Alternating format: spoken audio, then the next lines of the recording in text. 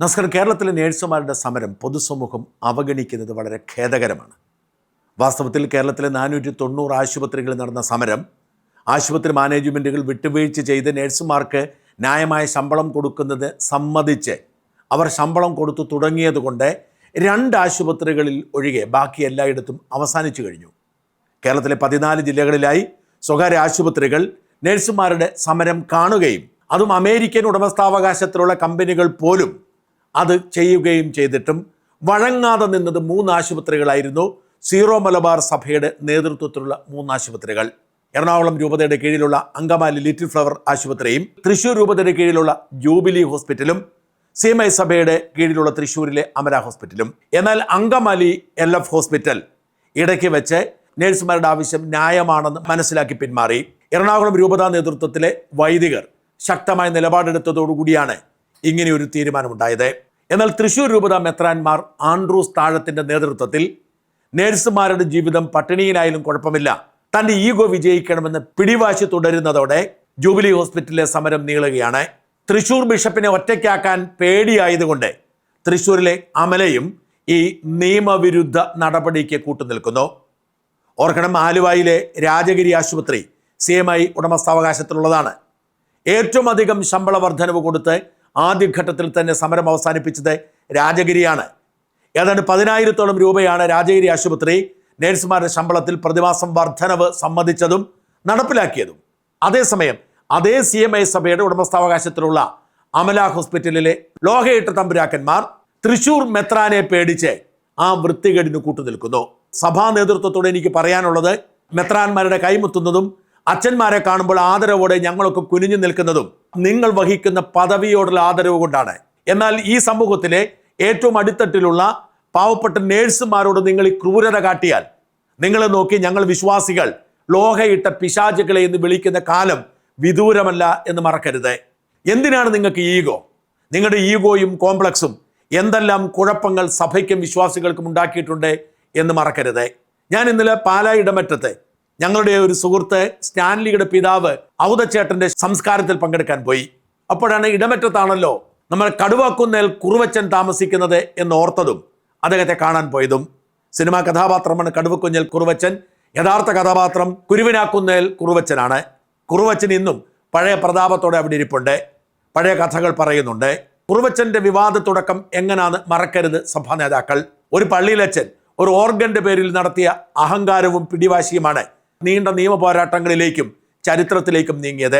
അന്ന് പ്രശ്നം ബോധിപ്പിക്കാൻ അരമനയിൽ ചെന്നപ്പോൾ അന്നത്തെ മെത്രാൻ അഹങ്കാരത്തോടുകൂടി വിശ്വാസികളെ ഇറക്കി വിട്ടെടുത്ത് തുടങ്ങിയതായിരുന്നു ആ നിസ്സാര വിഷയം. ഇത്തരത്തിലുള്ള ഈഗോ തീർക്കാൻ ദയവായി ബിഷപ്പ് ആൻഡ്രൂസ് താഴത്ത് ശ്രമിക്കരുത്.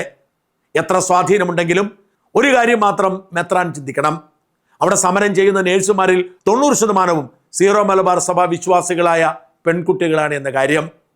ആ പാവപ്പെട്ട കുടുംബങ്ങൾ ജീവിക്കാൻ ആഗ്രഹിക്കുമ്പോൾ നിങ്ങൾ എന്തിനാണ് നുണ പറയുന്നത്?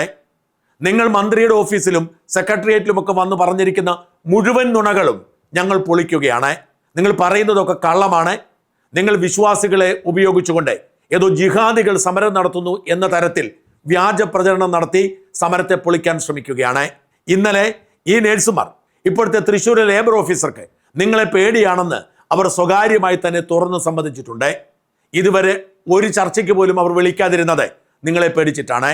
നിങ്ങൾ കൊണ്ട് അവർക്ക് കപ്പം കൊടുക്കുന്നുണ്ടോ എന്ന് ഞങ്ങൾക്കറിയില്ല, പക്ഷേ അവർക്ക് നിങ്ങളെ പേടിയാണ്. അതുകൊണ്ടാണ് സഹികെട്ട് ഒരു സമരത്തിനും വിളിക്കാതിരുന്നതിൻ്റെ പേരിൽ ലേബർ ഓഫീസിലേക്ക് ഇന്നലെ മാർച്ച് നടത്തിയത്. ലേബർ ഓഫീസ് മാർച്ചിനെത്തിയ നേഴ്സുമാരെ തല്ലിച്ചതക്കിയായിരുന്നു പോലീസ് ലാത്തി ചാർജ് വീശി. ജീവിക്കാൻ വേണ്ടി സമരം ചെയ്യുമ്പോൾ ആ നേഴ്സുമാരെ തല്ലിച്ചതയ്ക്കാൻ ലേബർ ഓഫീസറെ മുമ്പിൽ ഇറക്കാൻ കാട്ടിയ നിഷ്ഠൂരതയുണ്ടല്ലോ, ആ നികൃഷ്ട മനസ്സുണ്ടല്ലോ, അത് കർത്താവ് സഹിക്കുന്നതല്ല. നിങ്ങളിങ്ങനെ ലോഹയിട്ടുകൊണ്ട് വിശ്വാസികളായ പെൺകുട്ടികൾക്ക് ജീവിക്കാനുള്ള അവകാശത്തിന് മേൽ ലാത്തി ചാർജ് നടത്താൻ രംഗത്തിറങ്ങിയാൽ ഞങ്ങൾ വിശ്വാസികൾ ചോദിക്കുന്ന കാലം വിദൂരമല്ല. ഈ ലോഹയുടെ മഹിമയൊക്കെ അധികകാലം ഉണ്ടാവില്ല എന്ന് തിരുമേനിമാരും അച്ഛന്മാരും കരുതിയാൽ നല്ലത്. ഇന്നലെ നേഴ്സുമാർ ലേബർ ഓഫീസ് മാർച്ച് നടത്തിയതിന്റെ ചില ദൃശ്യങ്ങൾ കാണുക.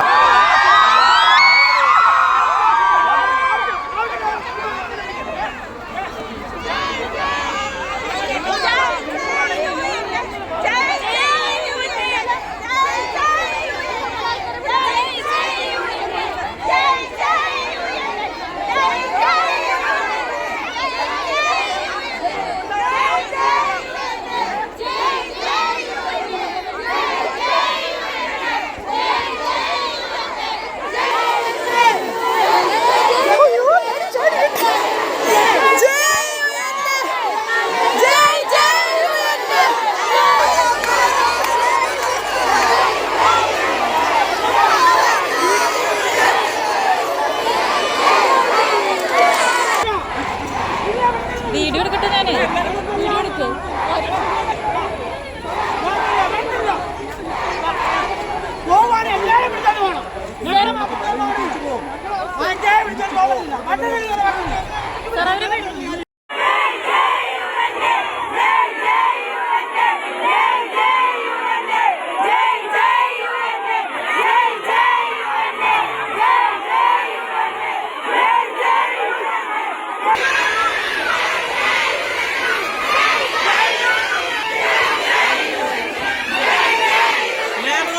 എന്തുകൊണ്ടാണ് കേരളത്തിൽ അങ്ങോളം ഇങ്ങോളം UN സമരം പ്രഖ്യാപിച്ച 488 ആശുപത്രികളും ഒത്തുതീർപ്പിന് തയ്യാറായിട്ടും നിങ്ങൾ ഒരു ചർച്ചയ്ക്ക് പോലും തയ്യാറാവാത്തത്? കത്തോലിക്ക സഭയുടെ ഉടമസ്ഥാവകാശത്തിലുള്ള ആശുപത്രികൾ അടക്കം സകല ആശുപത്രികളും സമരം തീർത്തിട്ടും നിങ്ങൾ എന്തിനാണ് നുണ പറയുന്നത്? നിങ്ങൾ എന്തുകൊണ്ടാണ് ഈ നഴ്സിംഗ് സമരത്തിന്റെ ചരിത്രം മറച്ചു വയ്ക്കാൻ ശ്രമിക്കുന്നത്? എന്തുകൊണ്ടാണ് നിങ്ങൾ ജനങ്ങളെ പറ്റിക്കാൻ ശ്രമിക്കുന്നത്? 2016 മുതൽ 10 വർഷം തുടർച്ചയായി നഴ്സുമാർ നടത്തുന്ന സഹന സമരത്തിൽ നിങ്ങൾക്ക് അങ്ങനെ ഇകഴ്ത്താൻ കഴിയില്ല എന്ന് തിരിച്ചറിയുക. ഓരോ ലാത്തിയടികളും നിങ്ങളുടെ അഹങ്കാരത്തിന് മേലുള്ള ആണിയടിയായി തിരിച്ചറിയുക. 2016 സുപ്രീം കോടതിയാണ് നിർദ്ദേശിച്ചത് ഒരു ജോലിക്ക് ഒരു ശമ്പളമെന്ന്. എന്ന് വെച്ചാൽ സർക്കാർ ആശുപത്രികളിലെ നേഴ്സുമാർക്ക് കൊടുക്കുന്ന അതേ ശമ്പളം സ്വകാര്യ ആശുപത്രിയിലെ നേഴ്സുമാർക്കും കൊടുക്കണം. അതേക്കുറിച്ച് പഠിക്കാൻ ഒരു കമ്മീഷൻ വയ്ക്കാൻ സുപ്രീം കോടതി നിർദ്ദേശിച്ചു.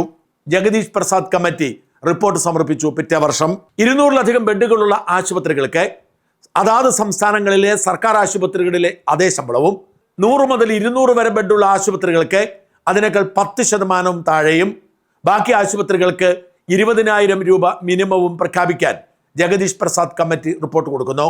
UN അതിനുവേണ്ടി സമരം നടത്തുന്നു. ആശുപത്രികൾ ഇടക്കാല ആശ്വാസം എന്ന നിലയിൽ ശമ്പള പരിഷ്കരണം നടപ്പിലാക്കുന്നു. ഇത്രയും നടപ്പിലാക്കിയില്ലെങ്കിലും ശമ്പള വർധനവ് നടപ്പിലാക്കുന്നു. പിന്നീട് 3 വർഷത്തിനകം കോടതി പറഞ്ഞിരിക്കുന്നത് പോലെ മുഴുവൻ ശമ്പളവും നടത്താം എന്ന് പറഞ്ഞ് വാക്ക് നൽകി മുമ്പോട്ട് പോകുന്നു. എന്നാൽ അതിനിടയിൽ UNAക്കെതിരെ കള്ളക്കേസ് കൊടുത്ത് അവരെ ഇല്ലാതാക്കാനാണ് സർക്കാർ ശ്രമിച്ചത്. അങ്ങനെ അവർക്ക് 3 വർഷം കഴിഞ്ഞ് സമരം ചെയ്യാൻ കഴിഞ്ഞില്ല. കള്ളക്കേസിനെ അതിജീവിച്ച് പുറത്തു വന്നവർ 2021 മുതൽ വീണ്ടും സമരം ആരംഭിച്ചു.